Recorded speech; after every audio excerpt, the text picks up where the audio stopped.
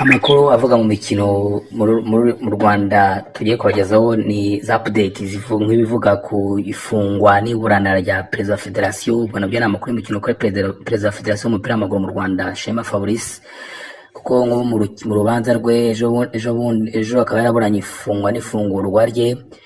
Bikaba bikiri ibintu bya kururukururu, nubwo mu rubanza rwe iyo uteze amatwi wumva ari ibintu ubundi ushyize mu gaciro wakumva urubanza rwe ari ibintu byaba byoroshye. Niyo umuntu ushobora kuba atunze miliyari zirenga 10 na zingahe, akaba afite kampani iri ku isoko ry'imigabane ishora yashoze miliyari 5 z'amanyarwanda, akaba kampani ye ifite agaciro k'amafaranga, nawe akaba ari umukire, akaba kandi atakana kwishyura yarasabye RIB ko bamufungure mu isaha imwe amafaranga arabageze ku makonti y'aba murega, ariko umuntu akaba aregwa miliyoni 800 ngo ananiwe kwishyura. Muto byangenze biti? Kuko Shema Fabrice afite company yitwa African Medicine Supplier, ni company izana imiti n'ibikoresho byo kwa muganga mu Rwanda, ariko iyo company ikaba ifite ngo n'ishami muri Congo. Byamenyekanye ko ifite n'ishami muri Congo, aho agemura nawe imiti n'ibikoresho byo kwa muganga. Rero uwo mugabo yakoranye n'abantu wara ikigo kiba Dubai cyohereza imiti ku isi yose, nyine cyabisobereyemo, yakoranye nabo, agura ibintu bifite agaciro ka miliyoni 1 y'idolari, agomba kubyishyura mu byiciro byo bita muri installment. Yishyuye ibihumbi 400 mbere bigitangira, bahana iminsi nyine azongera kwishyura ibindi 400, nyuma kwishyura 800. 800 bya mbere arabyishyura bigerayo, nyuma yongera yohereza izindi 400 bigiye ntibyagiraho, yongera biragaruka. Bigarutse rero muri kampani yabavutsemo rwaserera y'abanyamigabane batumvikanye, induru ziba ziravutse. Akavuga se ndabishyura nimbishyura mugashwana bizagenda biti, mukazantera ingaruko nigize nishyura. Arabwira rero kugira ngo ngewe bizajya aho ngo uzagere bityo, rero reka masinyire sheke n'amatariki kizeho, kuko ngo nta n'amafaranga ngo mfite kore ari yagarutse na yakoresheje ibindi 400, sheke miliyoni yo 400 by'amadolari arayandika n'iyo 200. Aravuga ni mwumvikanye muzaza mumbwire nshyira amatariki twongere nyandike, hanyuma mugende mu bikuze amafaranga yanyu. Ibintu byabaye by'umwaka ushize muri 2025. Ibintu bibaho birakurukana, ariko akimara kubimwa umugabo umwe muri abo ngo bashwanye afata sheke ahita ajya kubikuza muri Amerika, kuri konti muri Amerika, asaba amafaranga ko bayamuha kuri konti afite muri Amerika. Agiye akubiseho konti, arakumva ko yahise kuko itari ifite amatariki, yagomba kubanza kuza amatariki. Yujuje amatariki, asanga amatariki yujuje n'amatariki atari igihe kitari cyakagera, n'amatariki adufuka ubu ngo sinyishe ko tariki 10 uwo kare tukubitaho 20 z'ukwezi kwa 12, kandi muri mu kwa munani waba wasaza abona ko yibeshye, ahita yongera arabihindura, ahita akubitaho amatariki y'igihe cyashize. Akubiza amatariki y'igihe cyashize, none nyine arakumva ko yabanje gusibanga, ajyana muri banki. Ageze muri banki, bayibonye banki ko sheke barayanga, babona ko isi ribanze yanga kuri agaciro, baravuga wapi. Bahamagara mu Rwanda ko bimeze nyine kuri konti yo mu Rwanda yo muri I&M banki, bavuganye ko bimeze, basanga iyo sheke yarasinywe kuri konti n'amafaranga anariho, ariko bavuga iyo ko sheke runi kuri konti n'amafaranga ariko iyo sheke ntabwo yaha agaciro kuko sheke yarasiribanze. Umugabo yibonye cyo yasiteze neza, aza mu Rwanda, araza kurega Shema Fabrice ko atamusinye sheke. Kirega aragitanga ko sheke itari amafaranga kandi nyine yarayisinyiye. Birarangira nyine aragenda, akwezi kumukora shira birashira, tatarashira n'atandatu. Ejo bone Shema Fabrice ibibazo byo na pere babiravutse, amavideo amwaraza ngo agiye mu gikombe cy'isi ngo kuri byina na Gisekedi, ngo kandi Gisekedi cy'abanyamurenge ngo nyine ibibazo baravutse. Nawe urabizi nyamatiko mu Rwanda hose nyine ngo induru ziba ziravutse, kafatanya na Gisekedi umwanzi w'u Rwanda. Mu minsi nk'ibyo bivuzwe na mbere aho tubutse ko igihe yarakiri mu gikombe cy'isi, hari umunyamakuru witwa Mutangazaji wanditse inkuru yanditse posta kuri IG ye, apostinga avuga ngo Shema Fabrice akigera mu Rwanda avuye mu gikombe cy'isi azahita yegura. Ariko inkuru yamaze amasaha 2 bahita bayisiba, kuko iyo wenda yaratangaje inkuru batemera gutangaza. Kandi koko byarabaye, yavuye mu gikombe cy'isi araza mu Rwanda, yari Sekafa ari kurikirana Rayon Sport twa gikombe, araserebra.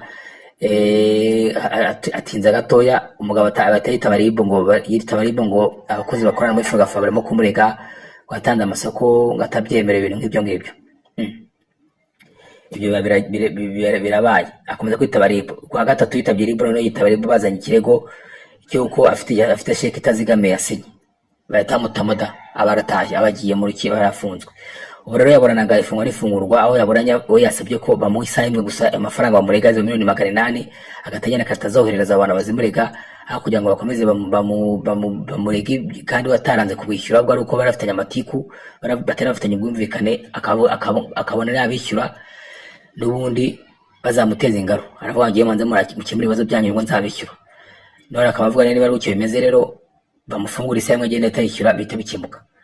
Ibyo rero urukiko naho rwugize rubyemera, ubwo rwatangaje ko ruzatanga umwanzuro warwo kwifungwa n'ifungurwa ku tariki 2 ngo no mu cyumweru gitaza bari kuwa gatatu nibwo bazatangaza niba yemeye ko bamufungura cyangwa niba batabyemeye. Ubushama Fabrice aracyari muri gereza. Iyo ni inkuru ya mbere ya siporo. Inkuru ya siporo kabiri ni igikombe Super Cup, igikombe cy'urutibiri mu gihugu, iyo bita Super Cup ukaba yitwa Turbo King Super Cup. Turbo King muri indi n'inzoga itukura ya Bralirwa, inzoga imenagura cyane, niyo rero yateye inkunga igikombe cya Super Cup. Tubize ko igikombe cya Super Cup kirimo gukirwa n'amakipe ane ariyo Rayon Sport ikina na Police, baza gukina na Police na Kiyovu Sport igomba guhura na Mukura Victory Sport. Tubuze ikipe izaba ya mbere twabibutse ko kandi ko ikipe izaba ya mbere izatwara miliyoni 20 z'amanyarwanda, ya kabiri kazatwara miliyoni 20, ya mbere izatwara miliyoni 40 z'amanyarwanda, ya kabiri kazatwara miliyoni 20 z'amanyarwanda. Ikipe yose itabira iki gikombe cya Super Cup yahawe miliyoni 5 z'amanyarwanda. Uyu munsi imikino yabaye rero nuko umukino wabaye saa 9 nuko Kiyovu Sport atsinze Mukura Victory Sport ku gitego kimwe cyatsinzwe na Didier Taichi kuri penalty itavuzwe rumwe n'abantu bose, kuko bamwe bavuga ko atamukojeje ikirenge, abandi bakavuga ko yamukozeho, ariko muri urebeye kurabona ko penalty yamuteze. Taichi yasatera mu izamu, penalty arinjira ku minota 91 ku minota wa mbere y'inyongera, minota 90 yarishize bikiri 0-0, bikaba byanagiye match ya gitego kimwe ku busa. Ubwo iyo kipe yatsinze uwo mukino directement yahise ibona miliyoni 20 zo kubigeza ku mukino wa nyuma, kuko ku mukino wa nyuma umva uzagera wese bazaba bizeye miliyoni 20, hanyuma uwutsinda yiyongera izindi 20 40. Ubwo rero ni uko umukino wa mbere. Umukino wa kabiri ku mukino wahuje Rayon Sport na Police FC warangiye bigeze ku mapenalty, aho Police yatsinze penalty enye kuri 2. Ubu finale ni ku cyumweru, ubwo kipe ya Police izahura n'ikipe ya Kiyovu Sport mu masaha ya saa 9. Kipe izaba mbere tubutse izatwara miliyoni 40. Kipe yagize finale yose izaba ifite miliyoni 20, ubwitwara igikombe hongera izindi 20. Turabutsa ko igikombe cy'intwari cyari giteganyijwe ko kizajya muri kipe ya PFC, ariko PFC turabutsa ko turababwira ko yanze kugikina kuko yavugaga ko itakwemera gukina igikombe cy'intwari mu twubabarire ni igikombe cya Super Cup. Yavuze ko itakwemera gukina igikombe cya Super Cup kubera ko igikombe cya Super Cup ngemenyere ni y'amakipe abiri, amakipe ane ngo ntabwo yabyemera, ngo byaba ari gusuzugura ngo ibyo yaharaniye, kuko tubutse ko yatwaye igikombe cy'amahoro shampiyona akaba ari yabaye ya mbere mu makipe yo mu Rwanda, kuko shampiyona kimwe n'amakipe yo muri Sudani. Ikipe ya Arahira akaba yatwaye igikombe, ariko APR kavuga ko Arahira ari umukitsi agomba gutwara igihembo cy'umukitsi, agomba gutwara igikombe cya shampiyona. APR kavuga ko ari yatwaye igikombe cya shampiyona n'icy'amahoro. Rero ngo kuba igikombe kiruta ibindi Super Cup bayitumizamo amakipe ane ngo gusuzugura ibyo bikombe yatwaye ni nko gutesha agaciro ngo ubwo buhanganye bwayo, ikaba yanze kugikina.